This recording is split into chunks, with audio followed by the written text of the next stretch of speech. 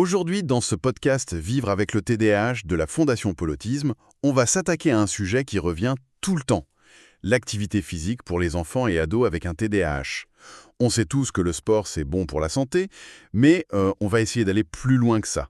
L'idée, c'est de voir ce que la science nous dit de vraiment précis. Quel sport? Pour quels symptômes? Et puis la fameuse question, est-ce qu'il y a une dose idéale? C'est une excellente approche. Parce que le conseil général, tout le monde le connaît, mais il peut laisser un peu sur sa faim. Et pour ça, on a 3 travaux très récents qui vont nous aider à y voir plus clair. D'abord, une grande revue de Porfirio et son équipe de 2026 qui confirme les bienfaits généraux. C'est notre base. Ensuite, une autre revue de Han et Zhang qui commence à nuancer les choses en distinguant les types d'exercices. Et enfin, le plus pointu, une méta-analyse de l'équipe de Pan qui, elle, tente de quantifier cette fameuse dose. Parfait. L'objectif, c'est donc de transformer tout ça en guide un peu plus pratique. Alors, commençons par le commencement. Avant de chercher les détails, il faut être sûr que la base est solide. C'est bien le rôle de cette première revue de Porfirio, n'est-ce pas? Confirmer que oui, ça marche. Exactement. Et elle est très, très rassurante. Elle a analysé 11 essais cliniques sur 10 ans et la conclusion est sans appel. Tous les essais, sans exception, montrent un impact positif de l'activité physique. On ne parle pas d'une petite impression, mais de vrais bénéfices mesurables. D'accord, mais bénéfice, c'est encore un peu large. On parle de quoi, concrètement? Les enfants sont juste un peu plus fatigués, donc plus calmes? Non, c'est bien plus profond que ça. En fait, les améliorations se voient dans 3 grands domaines. D'abord, sur le plan cognitif. C'est-à-dire? Une meilleure mémoire, une attention plus soutenue et un point qui est vraiment crucial pour le TDAH, un meilleur contrôle inhibiteur. Ah oui, la capacité à freiner ses impulsions, à réfléchir avant de faire. C'est ça, c'est un gain énorme. D'accord, ça c'est déjà un point majeur.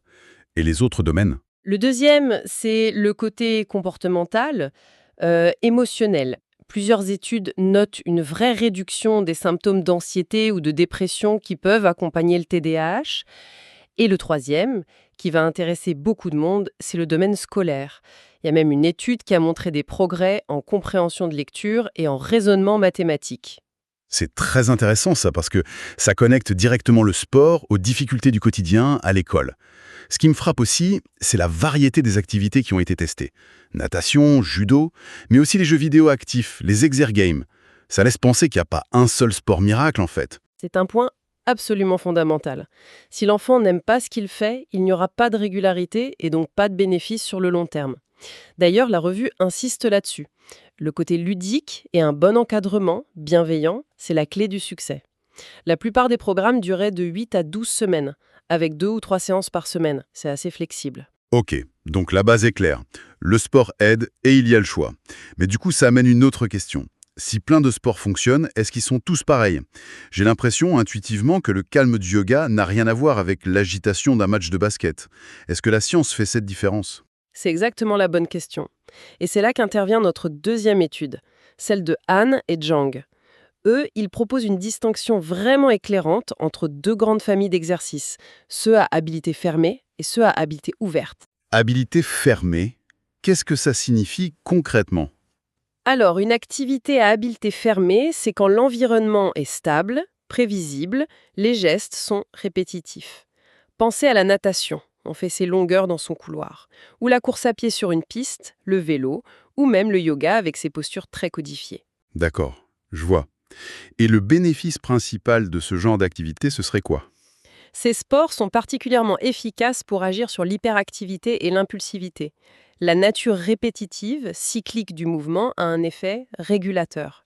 Le cerveau n'est pas bombardé de nouvelles informations, il peut se concentrer sur le geste, ça amène un apaisement, c'est presque méditatif en fait. Ça me paraît assez logique.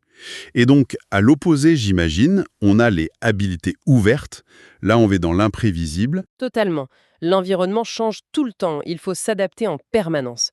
Les exemples typiques, ce sont les sports de ballon. Le foot, le basket, il faut réagir aux autres, au ballon. Les sports de raquette aussi, comme le tennis. Chaque coup de l'adversaire est un nouveau problème à résoudre, très vite. Alors là, je suis curieux. Pourquoi ce type de sport, qui a l'air plus chaotique, serait bénéfice? J'aurais pensé que ça risquait de surstimuler un enfant qui a déjà du mal à se concentrer. Entraînant de manière très intensive. Ils sont particulièrement bons pour l'inattention et ce qu'on appelle les fonctions exécutives. Quand on joue au foot, faut scanner le jeu, décider de faire une passe ou de tirer, anticiper. C'est un entraînement incroyable pour la flexibilité mentale et la prise de décision. Ah, je vois. C'est un changement de perspective en fait. On n'essaye pas d'éviter la distraction, on apprend au cerveau à la gérer.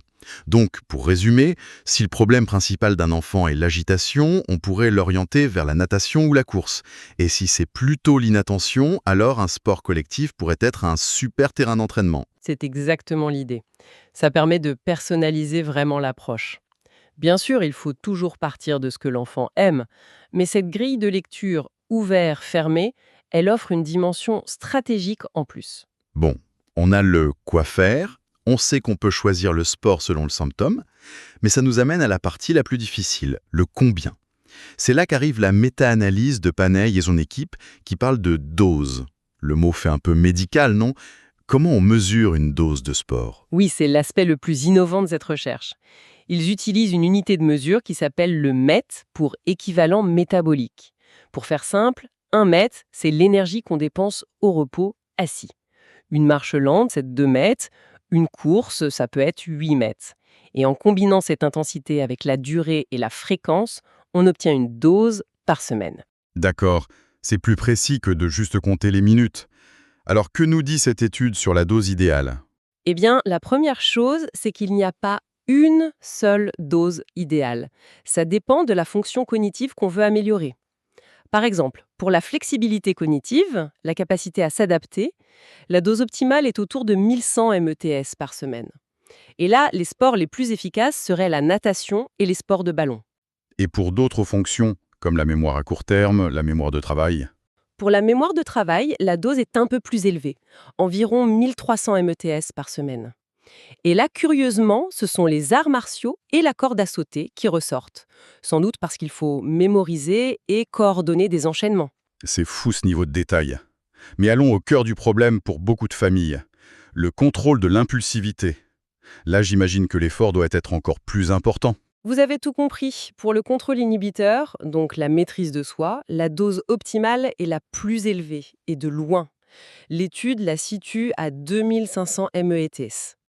Waouh, 2500 MET, ça paraît énorme. Concrètement, ça représente quoi? On demande à un ado de s'entraîner pour un marathon? Non, pas tout à fait, mais c'est un engagement sérieux, c'est vrai. Ça pourrait être, par exemple, 3 séances de course à pied de 45 minutes à bonne allure, plus peut-être 2 entraînements de basket dans la semaine. L'important, c'est de comprendre que pour agir sur l'impulsivité, il faut une pratique régulière, soutenue et avec une certaine intensité. Ces chiffres sont quand même très parlants. Le fait que la dose pour l'impulsivité soit plus du double de celle pour la flexibilité, ça en dit long. C'est peut-être pour ça que parfois on a l'impression que le sport ne marche pas sur ce point-là. En fait, la dose est juste trop faible. C'est une hypothèse tout à fait plausible. Et derrière ces chiffres, il y a de la biologie. L'exercice régulier augmente la dopamine, la noradrénaline, des neurotransmetteurs clés pour l'attention. Il stimule aussi la production de BDNF, une protéine qui est une sorte d'engrais pour les neurones. Mais pour que cet effet soit durable, il faut une stimulation suffisante. D'accord. Alors, si on rassemble toutes ces pièces du puzzle, qu'est-ce que ça change au quotidien pour les familles? Ça change presque tout. On passe d'un conseil un peu flou, fait du sport, à une vraie stratégie qu'on peut personnaliser. On peut se dire, OK, le défi principal, c'est l'impulsivité. Les études suggèrent la course à pied, à haute dose. Comment on pourrait intégrer ça de manière amusante? Ou à l'inverse, c'est l'attention qui pose problème. Un sport d'équipe serait peut-être un excellent entraînement. Oui, mais soyons réalistes. Pour une famille qui gère déjà les devoirs, les rendez-vous, le stress, ajouter un programme sportif aussi carré, ça peut sembler une montagne. Est-ce que le message, c'est la dose maximale ou rien? Non, absolument pas. C'est un point très important. Ces chiffres sont des idéaux de recherche. Le message principal, c'est que la régularité est plus importante que l'intensité d'une seule fois. 3 séances de 45 minutes, c'est mieux qu'une seule sortie de 3 heures. Et comme le disait la toute première étude, si l'enfant n'y prend aucun plaisir, c'est perdu d'avance.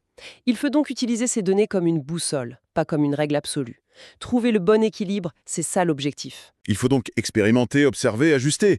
Ces études ne donnent pas une recette magique, mais plutôt une carte beaucoup plus détaillée pour s'orienter. C'est exactement ça, ce sont des moyennes. Chaque enfant est unique. L'important, c'est de se lancer et de valoriser chaque petit pas. Bon, alors si on devait synthétiser les messages clés à retenir de tout ça, Le premier, ce serait que la science le confirme sans aucun doute, l'activité physique, c'est une intervention complémentaire qui est vraiment efficace. Deuxièmement, le choix du sport a son importance. Il faut penser type d'activité.